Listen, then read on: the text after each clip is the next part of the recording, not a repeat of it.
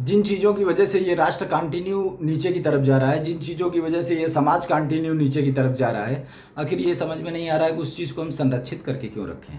सदन बन गया, दुनिया भर के लोग आ गए, संविधान संशोधन हो रहा है, कौन सा संशोधन हो रहा है?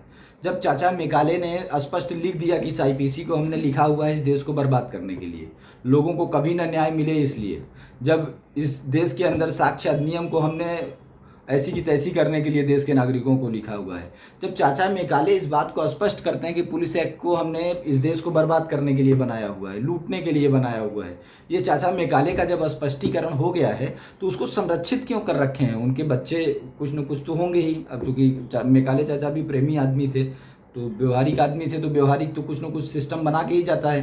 पर समझ में नहीं आ रहा है कि इतने ज़्यादा बच्चे कैसे हो गए कि इतना बड़ा राष्ट्र, इतने बड़े लोग, इतने बड़े आइडियोलॉजी रखने वाले लोग, चाहे वो चंद्रशेखर आज़ाद रहे हों, बेनी माधव सिंह परिहार रहे हों, चाहे वो भगत सिंह हो, सुखदेव हो, राजगुरु हो, चाहे वो अपने नेताजी सुभाष चंद्र बोस हो, सभी की अपनी एक आइडियोलॉजी थी।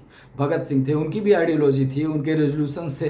तो आखिर उस चीज़ को इस राष्ट्र में पढ़ाया क्यों नहीं जा रहा है? उस राष्ट्र के अंदर उन चीज़ों को स्थापित क्यों नहीं किया जा रहा है? कौन सी ऐसी ताकतें हैं जो इस राष्ट्र को जानबूझ के डिस्टर्ब और बर्बाद कर रही हैं? क्या इस राष्ट्र के ऊपर कुछ आर्थिक माफिया हावी हो गए हैं? क्या इस राष्ट्र के ऊपर कुछ आर्थिक माफिया इस राष्ट्र को ट्रैप कर रहे हैं? क्या कुछ आर्थिक माफिया इस राष्ट्र को बर्बाद करने के चक्कर में पड़े हुए हैं?